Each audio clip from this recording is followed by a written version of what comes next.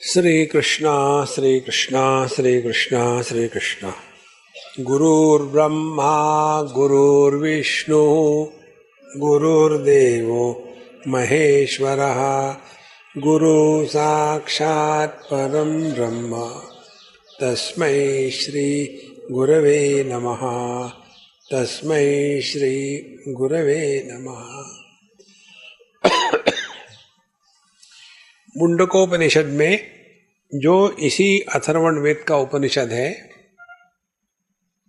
उसमें बताया था द्वे विद्ये वेदितव्ये, दो प्रकार का ज्ञान जानना आवश्यक है।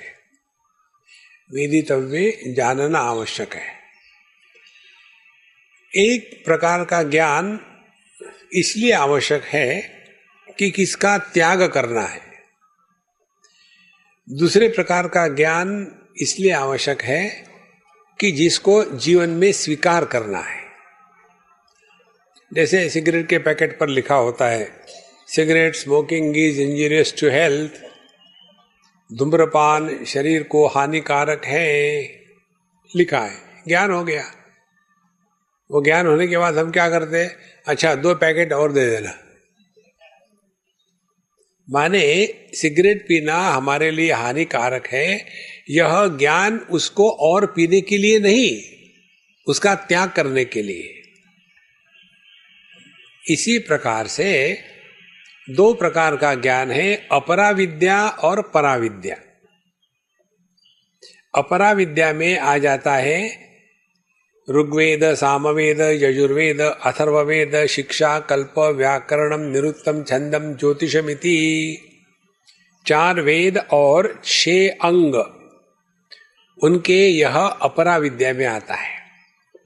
अपराविद्या का तात्पर्य द्वैत का क्षेत्र, वह अपर विद्या का तात्पर्य है। जहां ज्ञाता ज्ञान ज्ञेय भेद है, जहां भोक्ता भोग भोग्य भेद है, जहां मैं तू वो यह भेद है, इस क्षेत्र को कहते हैं अपर विद्या का क्षेत्र। इसका ज्ञान इस द्वैत के क्षेत्र से हट करके अपने अद्वैत स्वरूप में निष्ठा प्राप्त करना, इसके लिए। देखो, एक लड़के को उसके माँ ने बताया, गुंडागर्दी बहुत हो गई, टीवी देखना बंद करो, इंटरनेट मत देखो, तुम्हारी परीक्षा नजदीक आ रही है। ठीक है मामा। उसने टीवी देखना बंद कर दिया, इंटरनेट में घूमना बंद कर दिया, परीक्षा दी, फेल हो गया। उसके माँ ने उसको डांटा, तुमको जब मैंने कहा था तुमने क्यों नहीं किया? बोले मम्मा, मैंने वही किया जो आपने कहा था। मैंने टीवी नहीं देखा, मैं इंटरनेट पे नहीं गया, लेकिन फिर भी फेल हो गया। अब पढ़ाई करी थी कि नहीं? तो पढ़ाई नहीं करी। अब देखो, तो परीक्षा में ठीक प्रकार से पास होने के लिए ये दोनों की आवश्यकता है, निषेध और विधि, दो। किसका त्याग करना है और किसको जीवन में उतारना है। ये नहीं समझने के कारण हम लोग भटकते रहते हैं आध्यात्म के नाम पर। अध्यात्म में तो पहुंचते ही नहीं। या तो भटकते हैं आदि भौतिक क्षेत्र में, या तो भटकते हैं आदि दैविक क्षेत्र में। भौतिक क्षेत्र में भटकने वाले इस दुनिया को सुधारने का धंधा शुरू कर देते हैं। और दुनिया को कैसे सुधारना है? अपने विचार अन्य पर लादना, यही दुनिया का सुधार होता है हमारे दृष्टि से। देखो, जैसे हम बीड़ी सिगरेट नहीं पीते और हमको कहा कि स्वामी जी आप दुनिया का उद्धार करो, हम कहां से शुरू करेंगे? देखो, बीड़ी सिगरेट पीना खराब है, क्योंकि हम नहीं पीते ना। ये जो घास खाने वाले होते हैं हमारे जैसे वेजिटेरियन, उनके जीवन का एक ही लक्ष्य है, सब लोग वेजिटेरियन हो जाए। अरे भैया आपको घास खाना, घास खाओ, दूसरे खा रहे हैं खाने दो भाई, यू वरी। देखो यह जो आधि भौतिक क्षेत्र में फंसे हैं उनको अध्यात्म में प्रवेश नहीं, तो वही रहेंगे जिंदगी भर झाड़ू लेकर के हाथ में। देखो महात्मा गांधी ने इतना झाड़ू लगाया, निकला क्या? झाड़ू को वोट दो।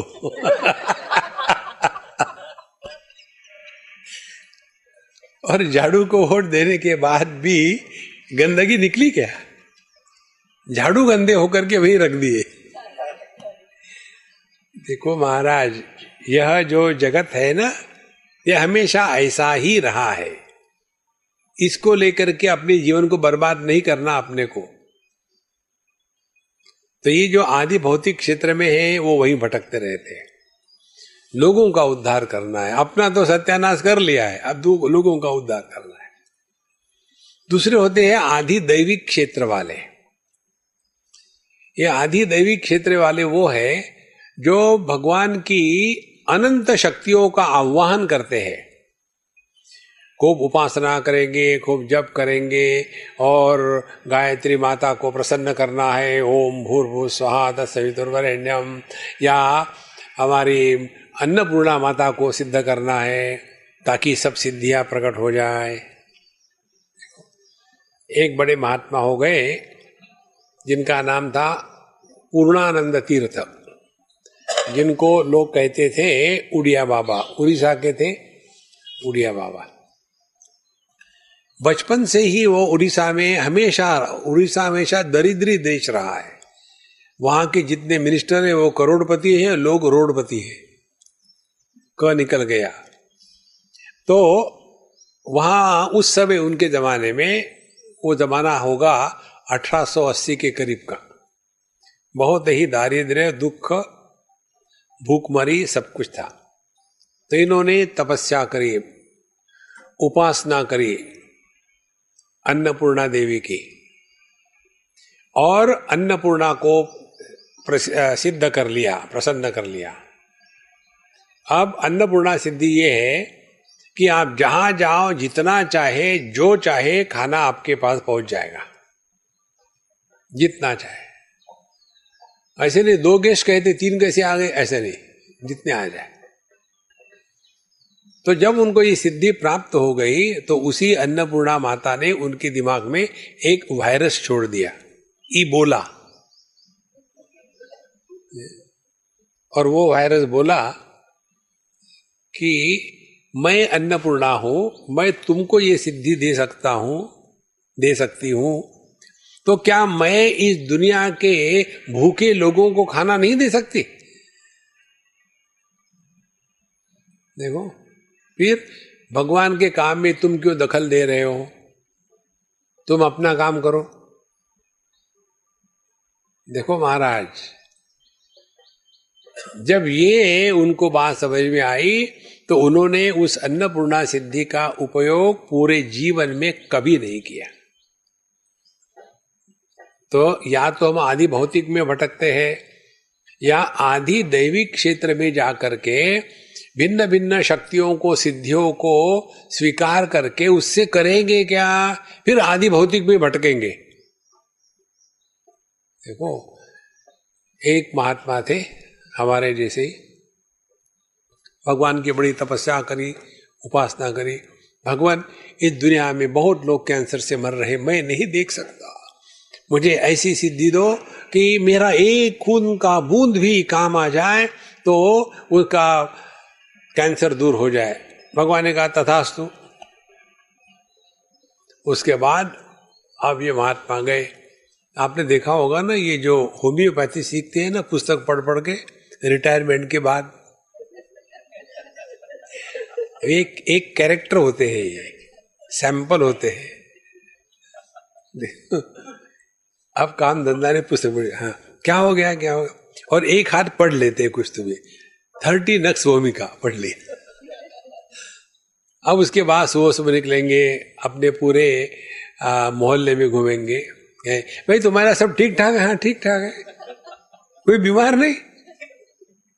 क्यों तुम बीमार गिरा रहे यार? नहीं कोई होगा बीमार, नहीं कोई नहीं बीमार, ये बीमार हो जाते हैं, क्या करो। इतना पढ़ के आया मैं, देखो। और उसके पश्चात पकड़े किसी को, हाँ कोई बात नहीं मुझे, लेकिन डिसेंट्री हो रही, कोई बात नहीं, ये ले लो नक्स वोमिका 30 ठीक हो जाएगा। दूसरा मिलता है, मुझे कॉन्स्टिपेशन हो गया, अब इनको मालूम नहीं। तुम भी यही ट्राई करो। और ये होम्योपैथी वाले कहते हैं, होम्योपैथी माने साबुदाने की खिचड़ी, वो कहते हैं देखो कोई साइड इफेक्ट नहीं है, इफेक्ट ही नहीं तो साइड इफेक्ट का।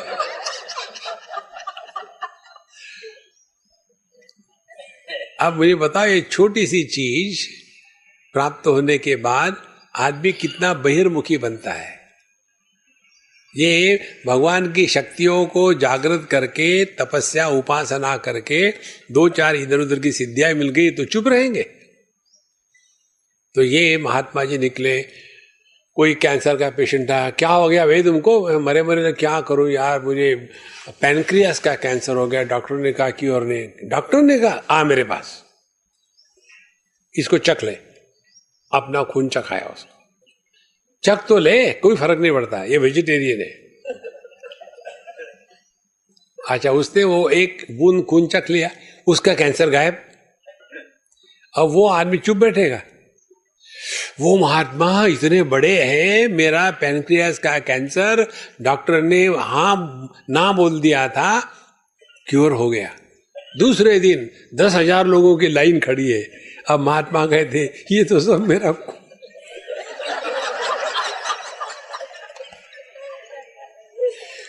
देखो महाराज, ये अध्यात्म नहीं है। समाज सेवा और ईश्वर की भिन्न शक्तियों को अपने में प्रकट कर लेना, यह अध्यात्म नहीं है।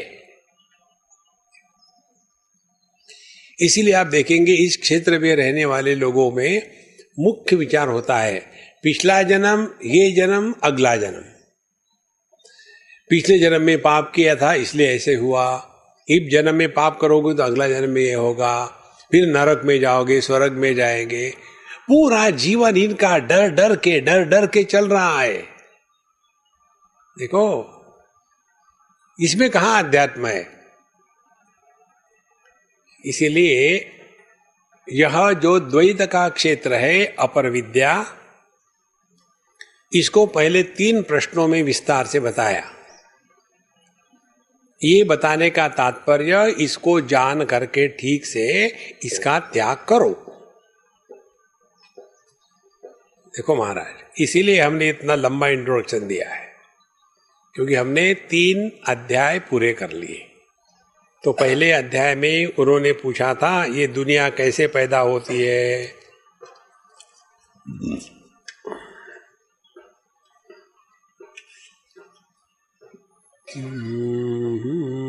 भगवन कुतो हवा इमा प्रजा प्रजायन्त इति, तीसरे मंत्र में कहा कि हे भगवान, ये दुनिया कहां से निर्माण होती है? तो जगत को लेकर के प्रश्न हुआ। यदि आप मांडुक्य कारिका पढ़िए या योग वशिष्ठ पढ़िए या आत्मबोधोपनिषद पढ़िए, उसमें स्पष्ट आता है न निरोधो न च उत्पत्ति न बद्धो न च साधकः न मुक्तः न मुमुक्षुर्वै इत्येषा परमार्थता। ना कभी कुछ हुआ है, ना कभी कुछ नष्ट हुआ है, ना कोई पैदा हुआ ना कोई मरा। देखो, ना किसी का मोक्ष हुआ है ना कोई बंधन में है, या खाली पीली परेशान हो रहे। Swami ji, I want to realise God. एक लेडी आके मुझे कहती, Swami ji don't make fun of me. I say there is no need, go ahead.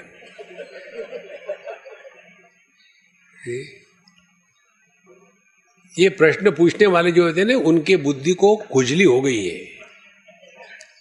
जब किसी को खुजली हो जाती है तो आदमी चुप नहीं रह सकता। ध्यान के लिए बैठो, खुजली, ये क्या है? ये खुजलानंद है। इसी प्रकार से जिसके मन को, बुद्धि को खुजली हो जाती है ना, वो हर चीज के बारे में प्रश्न पूछता है। देखो, ये बहुत बड़ी साधना है। अपने समस्या का समाधान स्वयं को अनुसंधान से मिलता है, बाहर पूछने से कुछ नहीं मिलता। आपको प्रश्न का उत्तर मिलेगा, प्रश्न का समाधान आपको स्वयं को ढूंढना पड़ता है। देखो, इसलिए इन्होंने पहले ही दुनिया के बारे में प्रश्न पूछा। अब दुनिया के बारे में कौन प्रश्न पूछेगा? जिसने दुनिया को सत्य माना है वही पूछेगा ना। देखो, और फिर इस दुनिया में लगेंगे। फिर भगवान क्या करते हैं? भगवान कहते कि अच्छा, अब इसको कुछ ना कुछ सिखाना चाहिए, तो ऐसा एक झटका दे देते हैं। उस झटके का नाम है मोह। व्यक्ति के मन में मोह पैदा हो जाता है। मैंने इतना सारा किया, लेकिन क्या फायदा उसका? बनिए हो क्या? आध्यात्मिक साधना करने से फायदा नहीं होता, नुकसान ही नुकसान होता है।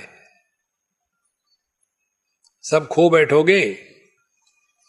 परमात्मा की प्राप्ति माने सबका त्याग है। सबका त्याग करने की इच्छा तो इस मार्ग पर आओ, नहीं तो तबला पेटी बजाओ और छोटी छोटी गैया, लंबे लंबे बाल, नाचो, और कुछ नहीं होगा। देखो, तो ये जगत के बारे में प्रश्न पूछा, तो जगत के ये प्रश्न के उत्तर में भगवान ने क्या बताया? एक ही परमात्मा अनेकता को प्राप्त हो गया। यदि इस अनेकता के तरफ से ध्यान को हटा दो तो एक में पहुंच जाओगे, और वह एक तुमसे अन्य नहीं है। ये था पहला प्रश्न और उसका उत्तर। हम तो भूल गए थे। अच्छा महाराज, उसके बाद दूसरा प्रश्न पूछा था, भगवन् कत्येव देवा प्रजा विधारयन्ते कतर एतत् प्रकाशयन्ते कब पुनः येषां वरिष्ठ इति। अब यह जो प्रजा है, ये जो सब प्राणी मात्र पैदा हो गए हैं, इनको कौन धारण कर रहा है? किस प्रकार से यह जीवन चल रहा है, और इनमें श्रेष्ठ कौन है?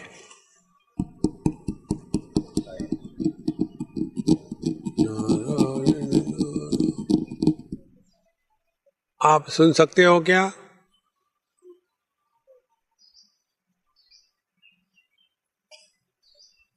नारायण नारायण नारायण हरे नारायण नारायण। तो द्वितीय प्रश्न में पूछा था, जो नहीं सुन सकते नेवर माइंड, तब तक सो लो जब तक बिजली आएगी, डोंट वेस्ट टाइम। तो इस देह को धारण करने वाले कौन है और इनमें श्रेष्ठ कौन है? इसके उत्तर में उन्होंने बताया, इस देह को धारण करने वाले दो प्रकार के हैं। एक तो स्थूल शरीर को धारण करने वाले पंच महाभूत, और सूक्ष्म शरीर को धारण करने वाले प्राण इत्यादि। तो एक ही जो मुख्य प्राण है, जिसको जीव कहते हैं, यह जीव जो है, यह जीव इस प्राण को 5 प्रकार से बांट देता है। और फिर मुख्य प्राण माने जीव, यानी जीवन। यह जो जीवन है, ये 5 प्रकार से प्राण, व्यान, उदान, समान, व्यान, इस प्रकार से शरीर में बट करके इस शरीर का धारण करता है। अब उसमें श्रेष्ठ कौन है? तो हर एक को लगता मैं ही श्रेष्ठ हूं। तो यह जीव मुख्य प्राण ये क्या करता है? अच्छा, तुम श्रेष्ठ हो, बेवकूफ मत बनाओ अपने आप को, तुमसे कुछ नहीं होता। नहीं नहीं, मेरे ही कारण सब कुछ होता है।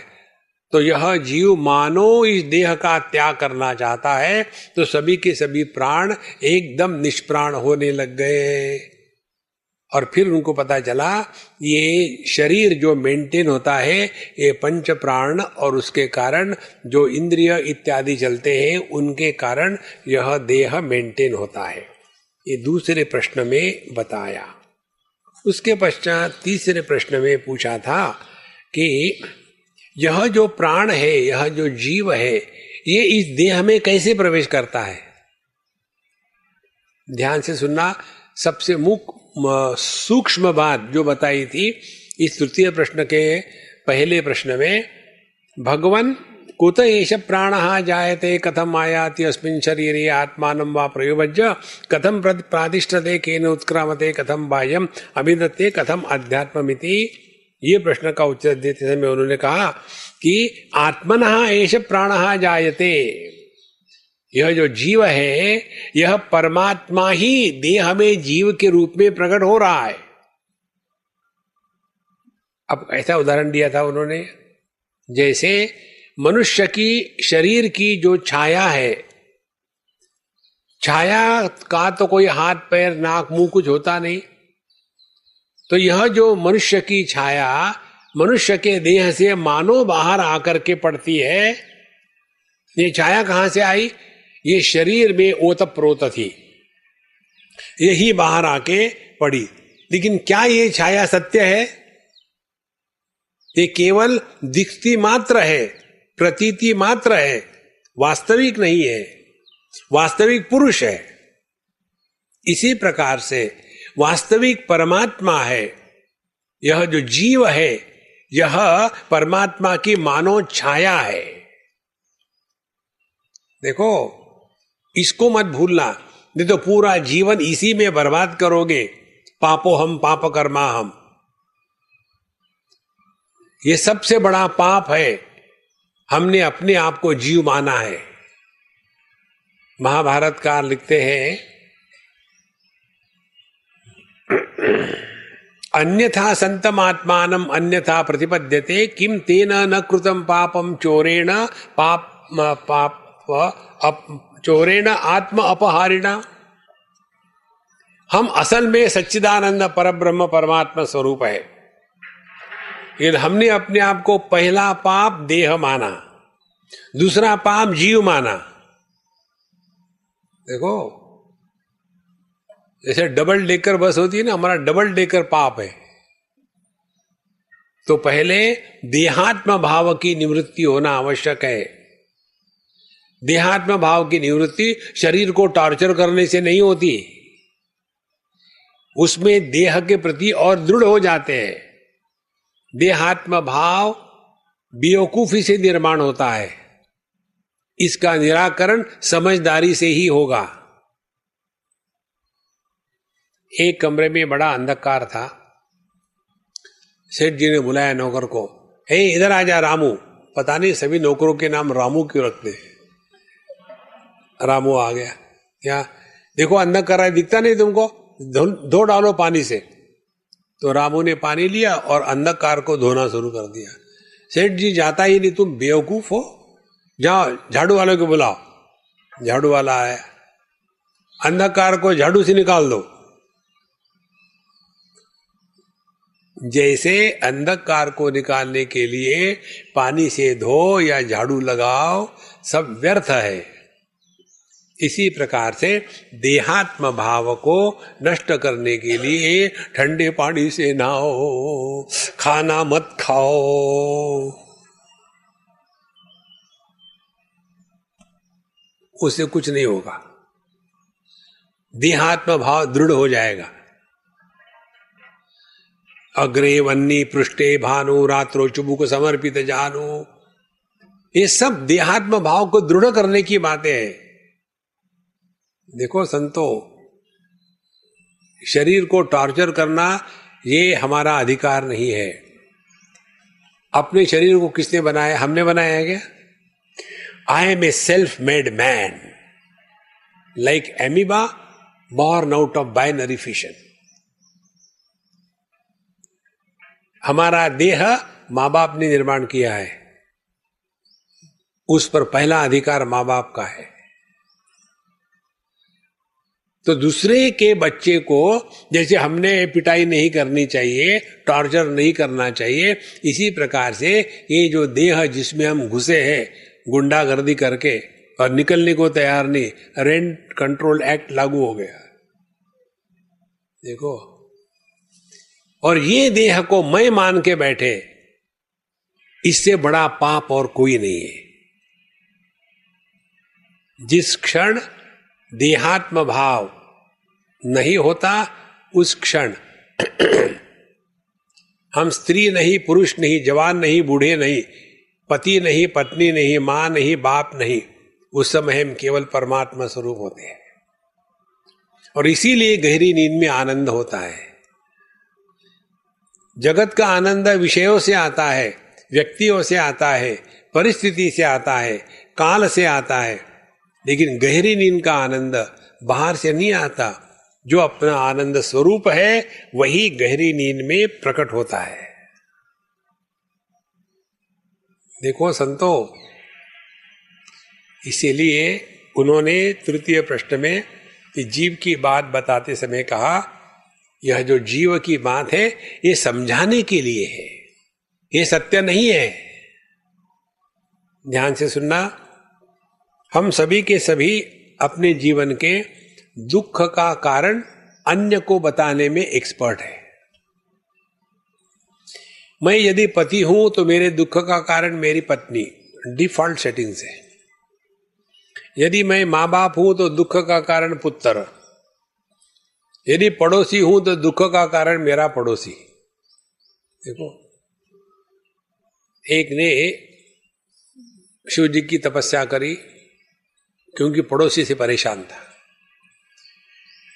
तो शिव जी ने कहा, हाँ क्या चाहिए तुमको, लेकिन याद रखना तुम जितनी तपस्या कर रहे थे उतनी तपस्या तुम्हारे पड़ोसी ने भी की, क्योंकि वो तुमसे जलता था, मैं भी करूंगा।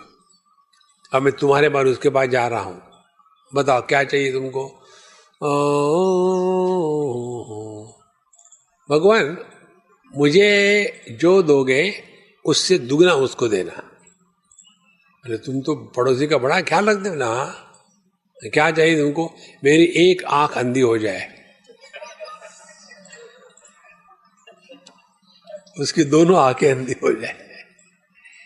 देखो महाराज, इस दुनिया से हटने के लिए पहली साधना है अपने जीवन के दुख कष्ट के लिए अन्य को बदनाम करने का धंधा बंद कर दो। हम सभी के सभी इसमें एक्सपर्ट हैं। मेरे दुख का कारण अन्य है, इससे बचाने के लिए हमारे शास्त्र कहते हैं कि तुम्हारे दुख का कारण तुम स्वयं हो। कैसे? मैंने तो कभी किसी का बुरा किया नहीं, मैं भी इस जन्म में नहीं पिछले जन्म में किया होगा। अब किसने देखा पिछला जन्म? लेकिन मान लेते हैं, बेवकूफी की हद ही है। मान लिया, अच्छा क्या मान लिया? पिछले जन्म में तुमने इस पत्नी को बड़े कष्ट दिए थे, टॉर्चर किया था, इसीलिए इस जन्म में फिर वो तुम्हारी पत्नी बन के आई और अब वो इंटरेस्ट के साथ वसूल करेगी। अब मैं क्या कर सकता हूं? तो पहली बात, उसके साथ झगड़ा करना बंद करो, तुम्हारे दुख का कारण तुम स्वीकार करो, और अब इसके बाद उससे ठीक व्यवहार करो, नहीं तो अगले जन्म में फिर आएगी। अरे बाप रे, नहीं वो नहीं चाहिए। Let it be the last birth. यदि वो चाहिए, अब उसके साथ ठीक व्यवहार करो। अब दोनों को जोड़ लो। पहले अन्य को बदनाम करना बंद कर दिया, दूसरा अपना व्यवहार ठीक हो गया, तो हम अब आत्ममुख हो गए। अब हम बहिर्मुखी नहीं रहे। इसके लिए हमको ये जीव का प्रसंग शास्त्र बताते हैं। देखो, ये मालूम है कैसे है? जो अज्ञात होता है उसको बताने का तरीका। एक जगह में 3 बर्तन थे। एक बर्तन में 5 किलो दूध, ये तो अमूल का एरिया है ना, तो उसी को उदाहरण दे रहा हूं मैं। एक बर्तन में 5 किलो दूध, दूसरे में 7 किलो दूध, तीसरे में 10 किलो दूध। पहले दूध में फैट परसेंटेज 10% था, दूसरे में 5%, तीसरे में 3%। अब सबको मिक्स कर दिया तो एवरेज फैट परसेंटेज कितना होगा? तो कैसा शुरू करेंगे? Suppose average fat percentage is X%, ऐसा शुरू करते हैं ना। और ऐसा कह करके हमने अपना पर्चा सबमिट कर दिया तो मिलेंगे मार्क। उस X की वैल्यू एस्टेब्लिश करनी है ना। इसी प्रकार से हम देह नहीं, क्योंकि देह हमने निर्माण नहीं किया, देह हमारी बात मानता नहीं, हमारी आंखें नहीं देख रही, आंखों से कोई देख रहा है, हमारा चश्मा नहीं देख रहा है, चश्मे से कोई देख रहा है, आपके कान नहीं सुन रहे, कान के पीछे कोई बैठा है। देखो, तो यह जो देही है, देह में रहने वाला, ये देही कौन है? Suppose he is X। ये देही कौन है? इसको कहते जीव। अब मान लिया, अब यू जीव की वैल्यू भी तो एस्टैब्लिश करो। जीव माने क्या? देखो, ये बात हम लोग करते नहीं, और फिर वो कर्म के चक्कर में पड़ेंगे। पिछले जन्म के पूरे कर्म, इस कर्म, पहले कर्म की पहले जीव, गणित करो, पहले मुर्गी की पहले अंडा। देखो संतो, इस कर्म का चक्कर, पाप पुण्य धर्म अधर्म, ये पूरा जीवन उसी में चले जाएगा आपका। अब बहुत हो गया। एक आदमी को मैं मिला, 40 साल का होगा, तो जब वो छोटा था तब उसको मिला था, 40 साल के बाद उसको मैं मिला, तो उस समय वो KG1 में था। तो मैंने उसको पूछा, भाई तुम क्या करते हो आजकल? जब मैं तुमको पहली बार मिला था तुम छोटे थे, KG1 में थे, आजकल क्या करते हो? आजकल भी मैं KG1 में ही हूं।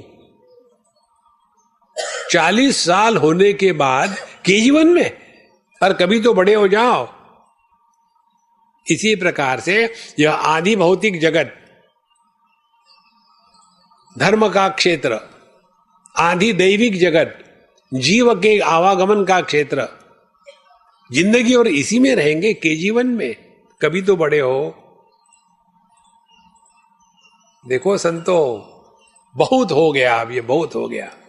उसके लिए नचिकेता का जन्म होना चाहिए हृदय में। नचिकेत अग्नि का नाम है। अग्नि कैसा होता है? देखो, आकाश और वायु, इनका कोई आकार नहीं। पानी और पृथ्वी, इनके आकार बनते हैं। पानी अधोगामी है, रस भोग अधोगामी है, अग्नि ऊर्ध्वगामी है। देखो महाराज, हमको यह अग्नि की भूख लगनी चाहिए। बहुत हो गया ये दुनियादारी का। तब आदमी प्रश्न पूछता है, यदि मैं देह से अन्य हूं तो मैं कौन हूं? देह से अन्य माने, देह यदि पुरुष का है, मैं देह से अन्य हूं तो मैं पुरुष नहीं हो सकता, स्त्री हो नहीं सकता। मैं देह से अन्य हूं माने देह का जन्म है, विकार है, मृत्यु है। मैं देह से अन्य हूं माने मेरा ना जन्म है, ना विकार है, ना मृत्यु है। यह तात्पर्य है। इस तात्पर्य को तो छोड़ देते हैं और लगे रगड़ने अपने आप को। देखो संतो, इसीलिए ये पहले 3 प्रश्न जो है, ये 3 प्रश्न इस जीव को लेकर के। अब ये जीव कैसा निर्माण होता है? ममैवांशो जीवलोके जीवभूत सनातनः मनःषष्ठानि इंद्रियाणि प्रकृतिस्थानि कर्षति। शरीरम यदवाप्नोति यच्चाप्युत्क्रामतीश्वरः गृहीत्वैतानि संयातिर्वायुर्गन्धानि वाशयात्।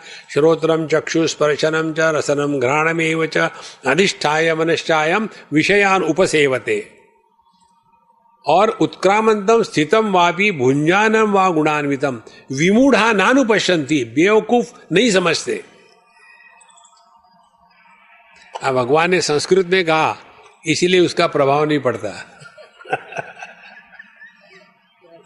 विमूढ़ा नानुपश्यंती, बेवकूफ नहीं समझते, ये कहने से समझ में आ जाता है अरे अपनी बात हो रही। देखो महाराज, यह जो जीव का प्रसंग है केवल इसीलिए है कि इस देह के निर्मिति के पूर्व मैं था, इस देह में मैं है, इस देह का नाश होने के बाद मैं बना रहेगा, तो मरा कौन, पैदा कौन हुआ। देखो संतो, ये है कर्म के सिद्धांत का तात्पर्य, आपको स्वर्ग नरक में भेजने के लिए नहीं है। ये स्वर्ग नरक के डर जो होते हैं ना, डरपोकों को लगता है। एक बार हम कहीं थे, हमको कहा स्वामी जी आप ऐसे बात करते तो आप नरक में जाओगे। मैंने पूछा भाई तुम कहाँ जाओगे? बोले मैं स्वर्ग में जाऊंगा। मैं वहां नहीं आऊंगा, तुम जहां हो वहां नरक से भी गया बीता है। देखो, तो यह पहले 3 प्रश्न जो है, ये अपर विद्या या द्वैत का क्षेत्र, जीव की कहानी यहां बताई है। हमारे शास्त्रों में 4 चीजों का ज्ञान होना आवश्यक है: जीव, जगत, ईश्वर और इनका आधार। 4। भगवद गीता के 15वें अध्याय को भगवान स्वयं कहते हैं इदम शास्त्रम। भगवद गीता को शास्त्र कहा है क्योंकि इसमें 4 विषयों का विस्तार से निर्णय हो गया है। पहला विषय यह है जगत क्या है, ऊर्ध्व मूलम अधशाखम अश्वत्थम प्रावुरव्ययम। फिर जीव क्या है, ममैव वंशो जीवलोके जीवभूत सनातनः। फिर ईश्वर क्या है, कहते हैं यदादित्यगतम तेजो जगत भासेते खिलम यच्चंद्रमसि अच्छाग्नौ तत्तेजो विद्धि मामकम। और परमात्मा क्या है, मत्तः स्मृति ज्ञानम अपोहनंच। सर्वस्य चाहम हृदि सन्निविष्टः मत्तः स्मृति ज्ञानम अपोहनंच। तो ये जगत में 2 है, क्षर और अक्षर, दोनों पुरुष है। क्षरश्चाक्षर एवच। उत्तम पुरुषः तु अन्य। तो यह जो ज्ञाता और ज्ञेय, भोक्ता और भोग्य जगत है, इनका जो आधार है वो है पुरुषोत्तम। और यह पुरुषोत्तम अपना स्वरूप है। एतद् बुद्ध्वा, इसको केवल पहचानना मात्र है, करना कुछ नहीं है। एतद् बुद्ध्वा, फिर क्या होगा, कृतकृत्यश्च भारत। जीवन में कृतकृत्यता आ जाती है। कृतकृत्यता का तात्पर्य है अब ना उद्धव का लेना ना माधव का देना। देखो संतो, इसलिए यह पहले 3 प्रश्न हमको इस द्वैत के क्षेत्र के बताए और उसके पश्चात अब चतुर्थ इसमें हमको प्रवेश करना है। तो तृतीय मंत्र के आखिरी में 11वें मंत्र में बताते हैं य एवं विद्वान प्राणम वेद न हास्य प्रजा हीयते अमृतो भवति तदेश श्लोकः। एवं इस प्रकार से माने किस प्रकार से, कहते हैं उत्पत्तिम परमात्मनः, परमात्मा से जीव की उत्पत्ति कैसी होती है, जैसे पुरुष से एक छाया निकलती है। उसके पश्चात प्राणस्य आयाति आगमनम च, और यह जीव देह में कैसे प्रवेश करता है, ध्यान से सुनना, जीव देह में कैसे प्रवेश करता है, केवल तादात्म्य से। इस सिद्धांतों को समझ लो संतो। देखो, मां अपने बेटे से कैसा प्रवेश करती है, एक होती है, क्या उस बेटे के शरीर में घुस गई कान में से? नहीं, केवल तादात्म्य के कारण। तो बेटे की परीक्षा है तो मां को फीवर होता है, बेटे को भूख लग गई तो मां खाना बनाती है। देखो, तो पूरा का पूरा ये संसार निर्माण होता है केवल तादात्म्य से। और ध्यान से सुनना, तादात्म्य क्या है? आप यदि दर्पण के सामने खड़े रहो तो दर्पण में प्रतिबिंब होगा, तो उस प्रतिबिंब का प्रभाव दर्पण पर पड़ेगा क्या? समझो अग्नि का प्रतिबिंब, दर्पण के सामने एक मोमबत्ती रख दी तो उस अग्नि का प्रतिबिंब दर्पण में पड़ा तो दर्पण जलेगा। यदि दर्पण को नर्मदा जी के किनारे रखा तो दर्पण में नर्मदा जी के जल का प्रतिबिंब पड़ेगा तो दर्पण गीला होगा। अब ये सिद्धांत लगाओ अपने में। आपने लाल रंग देखा तो आंखें लाल हो गई क्या? नीला देखा तो नीली हो गई क्या? सफेद देखा तो सफेद हो गई क्या? सिद्धांत क्या है? जो प्रकाशक है वो प्रभावित नहीं होता, ये सिद्धांत है। देखो, कान में भगवान का नाम आया या किसी की गाली आई, कान पर कोई प्रभाव नहीं। मन में अच्छे विचार आए, बुरे विचार आए, मन पर कोई प्रभाव नहीं। इसी प्रकार से यह जो चेतन सत्ता जो हम है, चाहे जागृत आकर के चली जाए, स्वप्न आके टूट जाए, नींद लग के खत्म हो जाए, समाधि लग के टूट जाए, इस चेतन सत्ता पर, इस चिदाकाश पर इसका कोई प्रभाव नहीं है। ये अपना स्वरूप है। इसको बताने के लिए तो यह जीव कहां से उत्पन्न होता है? परमात्मा से। और देह में कैसे प्रवेश करता है? मनोकृतेन अस्मिन् शरीरे स्थानम स्थितिम गच्छति। तो देह के साथ तादात्म्य कर लिया। ये तादात्म्य वैसा ही है जैसे दर्पण के सामने वस्तु को रखो तो बिना किसी प्रयत्न के by default there will be reflection, कुछ करना नहीं पड़ता। देखो, हमको अपने आप को रोगों से बचाना पड़ता है। स्वास्थ्य तो है ही, स्वास्थ्य हमारा स्वरूप है। स्वास्थ्य माने स्वस्मिन स्थिति, अपने स्वरूप में रहना स्वाभाविक है, कोई उसका प्रयत्न नहीं। लेकिन यदि बीमारी हो तो उसके निराकरण का प्रयत्न करना है। इस प्रकार से मन ने किसी वस्तु को देखा, यहां रुक जाओ तो संसार निर्माण नहीं होगा। किसी वस्तु को देखा, देखने के बाद मनी राम ने अपनी सिनेमा की फिल्म की रील शुरू कर दी। इसी प्रकार से लड़का लड़की प्यार में गिरते हैं, उठते नहीं। एक बेवकूफ लड़का एक गार्डन में गया।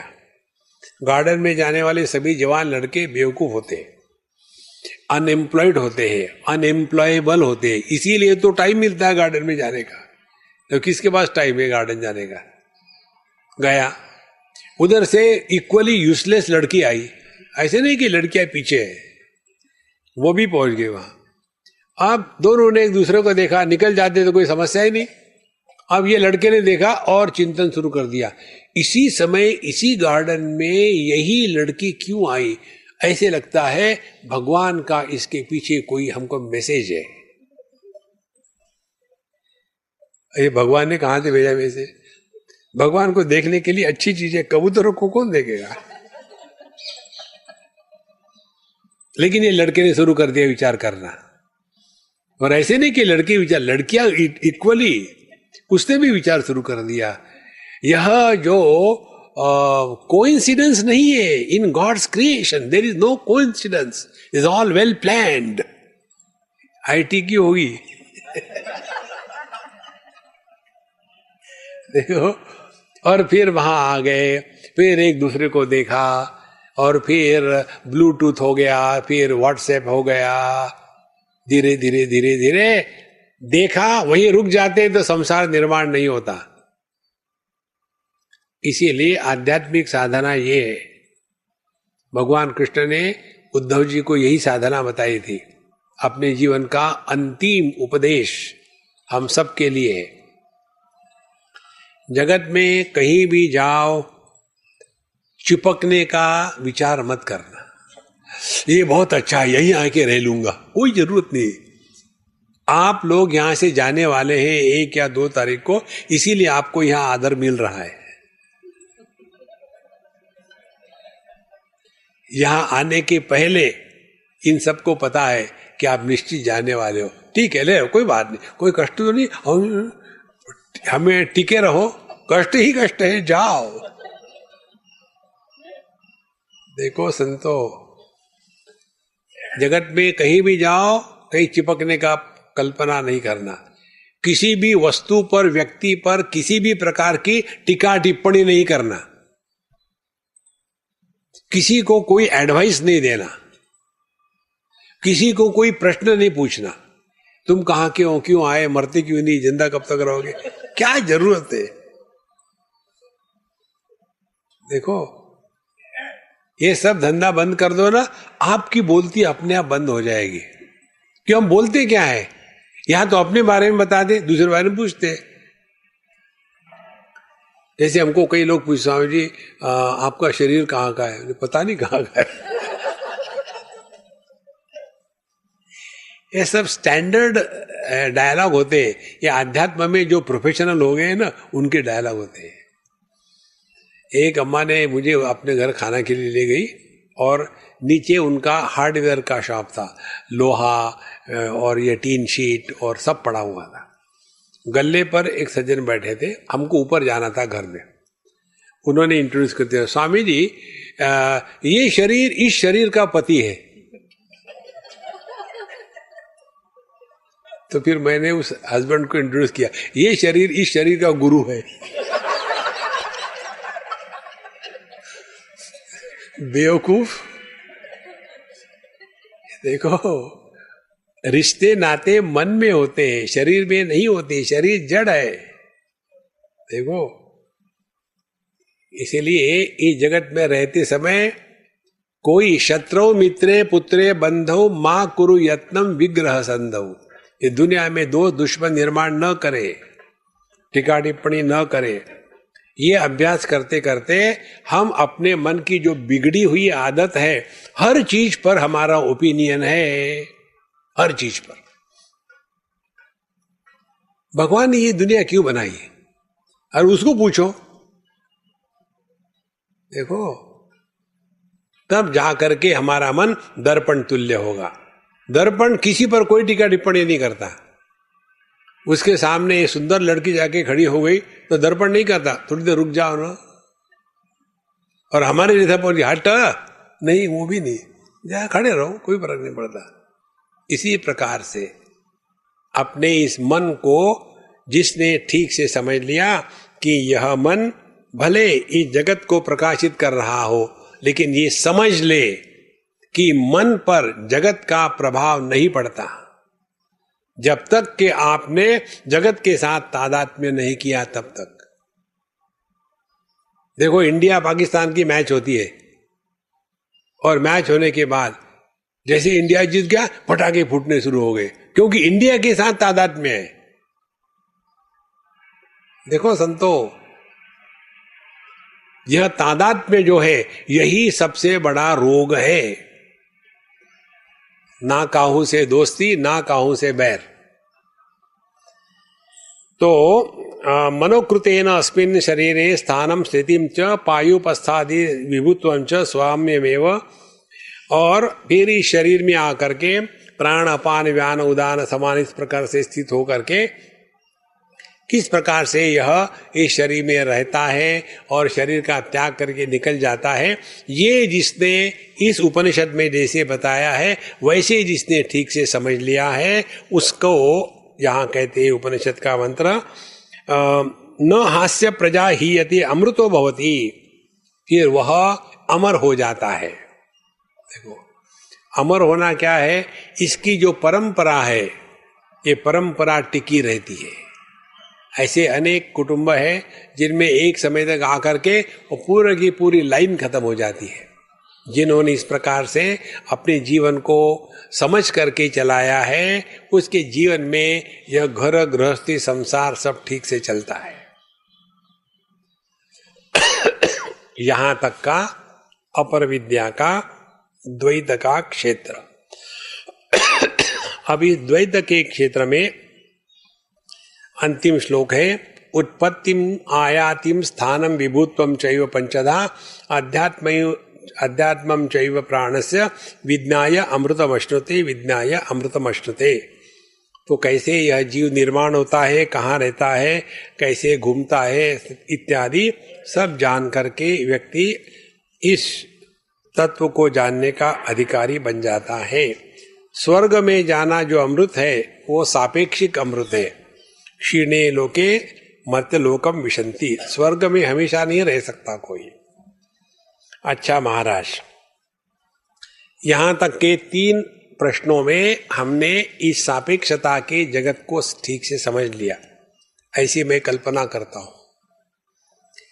अब चतुर्थ प्रश्न में कहते हैं, अथ हैनम सौर्यायणी गार्ग्यः पप्रच्छ भगवन् एतस्मिन् पुरुषे कानि स्वपन्ति कानि अस्मिन् जागृति कतर एष देवः स्वप्नान् पश्यति कस्य एतत् सुखं भवति कस्मिन्नु सर्वे संप्रतिष्ठिता भवन्तीति। अब यहां से दूसरा विषय प्रारंभ होता है। जब हम अपने जीवन की बात करते हैं तो अपने जीवन के बारे में हम जब सोचते हैं तो केवल जागृत अवस्था के बारे में सोचते हैं।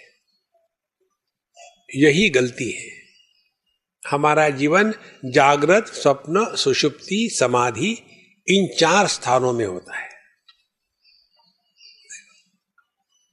जैसे जागृत अवस्था में ले लो, एक आदमी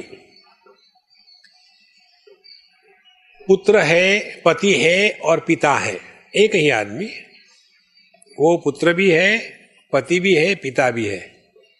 उसको यदि अपनी जीवनी लिखनी हो और वो केवल अपने पतित पावन सीताराम इसकी जीवनी लिखे तो पूरी जीवनी होगी क्या? उसकी जीवनी में ये भी लिखना पड़ेगा कि बचपन में जब मैं छोटा था मेरे बाप मेरी कैसी धुलाई करी, उसके बाद मैंने शादी करी तो मेरे पत्नी ने मेरी कैसी धुलाई करी, उसके बाद बुढ़ापे में मेरे पुत्र ने मेरी कैसी धुलाई करी। देखो, धोबी गया पैदा हो गया। होता क्या है, धुलाई तो होती है और कुछ नहीं होता। तो जब ये सभी व्यक्तित्व का वर्णन करेंगे तभी तो जीवनी पूरी होगी ना। इसी प्रकार से जब हम अपने जीवन के बारे में बोलते हैं तो जागृत अवस्था, स्वप्नावस्था, सुषुप्ति अवस्था, समाधि अवस्था, चारों के बारे में जब विश्लेषण ठीक से करेंगे तब जाकर के हमने जीवन के बारे में समझा है। देखो, अन्यथा रगड़ते रहो इस दुनिया में, कुछ नहीं होने वाला। देखो महाराज, केवल स्थूल शरीर को लेकर के जीना, जागृत अवस्था को महत्व देना, ऐसे लोग आदि भौतिक क्षेत्र में नष्ट हो जाते हैं। सूक्ष्म देह को महत्व दे के चलना, यह आदि दैविक क्षेत्र में नष्ट हो जाते हैं। और कारण देह को महत्व दे करके जीना, यह आध्यात्मिक में प्रवेश करते हैं। देखो, स्थूल देह पता है, ये स्थूल जगत में जिसकी स्थिति होती है यह स्थूल देह। यदि हमारा स्थूल देह के साथ तादात्म्य नहीं है तो ये स्थूल जगत की स्थिति नहीं है। देखो, कई बार मेडिटेशन के क्लास में लोग सो जाते हैं, सोने के कारण खर्राटे मारते हैं। अब जब वो खर्राटे मारते हैं तो उनको ये थोड़ी है कि बाकी के डिस्टर्ब हो रहे, खर्राटे जरा साइलेंटली मारे, नहीं। क्योंकि उनके लिए ये मेडिटेशन की क्लास है ही नहीं। जब देह के साथ तादात्म्य नहीं तो यह जागृत अवस्था की स्थिति नहीं। इसीलिए जो साधना केवल स्थूल देह को लेकर के होती है टॉर्चर करने की, और साधना क्या होती है? टॉर्चर करना। इस शरीर को कभी टॉर्चर मत करना, उसे काम ले लेना जो चाहिए। शरीर की एक ही साधना है, हमारा शरीर जिस काम के लिए हम चाहते उस समय उपलब्ध हो। तब हमने आलस्य, निद्रा, प्रमाद इन तीनों को जीत लिया है। ये तो शरीर को ऐसा मुर्दा बना के देंगे कि कोई उधर से एक स्कूटी गई और हवा से ये उड़ गए, क्या हो गया? स्कूटी गई थी नजदीक से। ऐसा नहीं। तो भगवान ही एनम सौर्यायणे गार्ग्या पप्रच्छ एतस्मिन् पुरुषे कानि स्वपन्ति, माने उसने प्रश्न पूछा जागृत, स्वप्न, सुषुप्ति ये तीन अनुभूतियां किसको होती है? जागृत का अनुभव केवल जागृत पुरुष को होता है, स्वप्न का अनुभव केवल स्वप्न पुरुष को होता है, सुषुप्ति का अनुभव केवल प्राज्ञ को होता है। जैसे पुत्र का अनुभव केवल पुत्र को होगा, आदमी को नहीं होगा। पति का अनुभव केवल पति को होगा, आदमी को नहीं होगा। और पिता का अनुभव केवल पिता को होगा, आदमी को नहीं होगा। और ये पुत्र, पति और पिता, इनकी क्या स्थिति है? जब पिता मर गए तो पुत्र कहां गया? चिंतन करो, रोना मत। पत्नी मर गई, हंसो मत।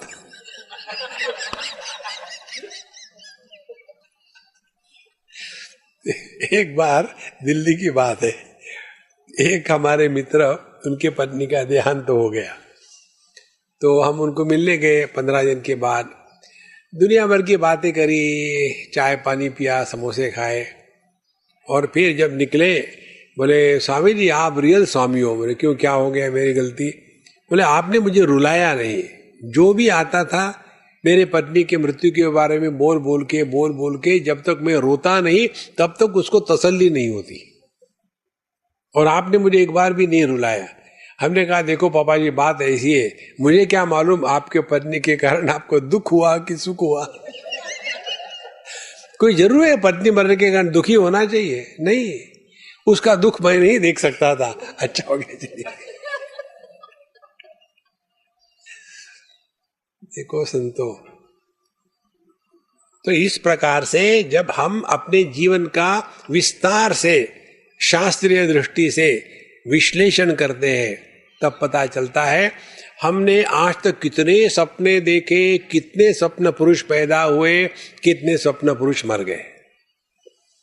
आज तक कितने बार जागृत अवस्थाएं देखी, कितने जागृत पुरुष हो गए, कितने जागृत पुरुष मर गए। कितने बार सोए, कितने बार यह सुषुप्त पुरुष पैदा हुआ, कितने बार मरा। लेकिन हम ज्यों के त्यों।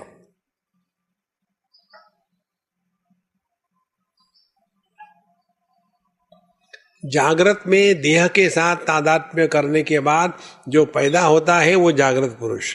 तादात्म्य खत्म, जागृत पुरुष गायब।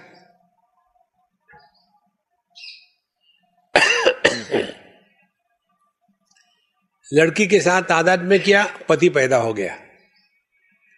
अब उस आदमी से पति को निकाल के दिखाओ, नहीं निकाल सकते। मैं निकाल सकता हूं।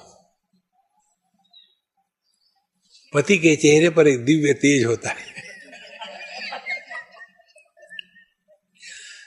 हमको कई बार लोग प्रश्न पूछते हैं तो हम उल्टा प्रश्न पूछते हैं। पहले मेरे प्रश्न का उत्तर दो, क्या तुम्हारी शादी हो गई क्या? बोले नहीं स्वामी जी मेरा चेहरा ही वैसा है। जिनकी शादी होती है ना उनके चेहरे पर एक नूर होता है, कोई नूर नहीं, कोई नूर होता है। नारायण। तो भगवान एतस्मिन् पुरुषे कानि स्वपन्ति, इस पुरुष में कौन सोता है। उसके बाद कानि अस्मिन् जागृति, कौन जगता है। कतर एष देवः स्वप्नान् पश्यति, स्वप्न कौन देखता है? देखो, जागृत पुरुष तो स्वप्न नहीं देख रहा है, कौन स्वप्न देखता है? कतर एष देवा स्वप्नान पश्यति कस्य एतत् सुखम भवति। और सुषुप्ति अवस्था में यह आनंद किसको मिलता है? Who enjoys the bliss? जागृत पुरुष नहीं करता, क्योंकि जागृत पुरुष तो स्वप्न सुषुप्ति में था ही नहीं। स्वप्न पुरुष भी नहीं अनुभव करता, क्योंकि वो भी नहीं था सुषुप्ति में। लेकिन हम सबका अनुभव है कि सुषुप्ति में सुखम मया, मेरे द्वारा सुख अनुभव किया गया था। तो यह सुषुप्ति अवस्था में सुख का अनुभव किसको होता है? और कस्मिन्नु सर्वे संप्रतिष्ठिता भवन्ति इति। और फिर सुषुप्ति अवस्था में यह जितने हैं ज्ञानेन्द्रिय, कर्मेंद्रिय, मन, बुद्धि, चित्त, अहंकार, ये सब के सब कहां जाते हैं? देखो, ये हमको बताओ। अब यहां से आत्मचिंतन रियली शुरू होता है। इस आत्मचिंतन में हम देखेंगे धीरे धीरे व्यक्ति विषयों से हट करके इंद्रियों पर, इंद्रियों से हट करके मन पर, मन से हट करके चैतन्य पर, चैतन्य के परे चैतन्य की जो सत्ता है, जो भाव अभाव के परे है, वहां स्थिर हो जाता है। वही सिद्धशीला कहते हैं। और यद गत्वा न निवर्तन्ते, इसका केवल एक बार अनुभव आ जाए, स्थित्वा श्याम अंतकालेपि ब्रह्म निर्वाण मृच्छति, फिर इसमें रिपीट करने की जरूरत नहीं है। जैसे योग में रिपीट करना पड़ता है, जप को रिपीट करना पड़ता है, क्योंकि वो परिच्छिन्न है। परिपूर्ण को रिपीट नहीं कर सकते आप। शब्दों को रिपीट कर सकते हैं, ओम नमः शिवाय, ओम नमः शिवाय, ओम नमः शिवाय, ओम नमः शिवाय। शांति को रिपीट करो,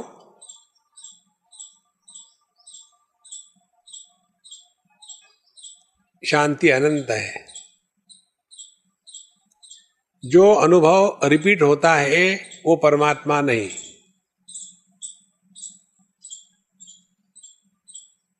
जो अनुभव रिपीट नहीं होता वो परमात्मा।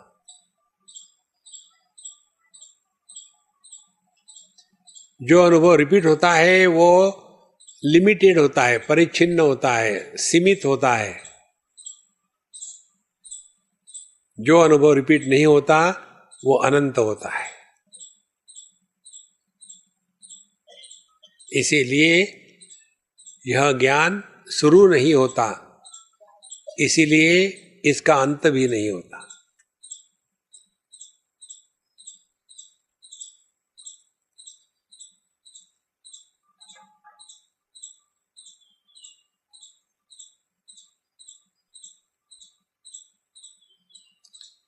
इसके लिए एक सिंपल साधना ये है, जिसके बारे में हमारे मन में एक भी प्रश्न नहीं आता वो हम हैं।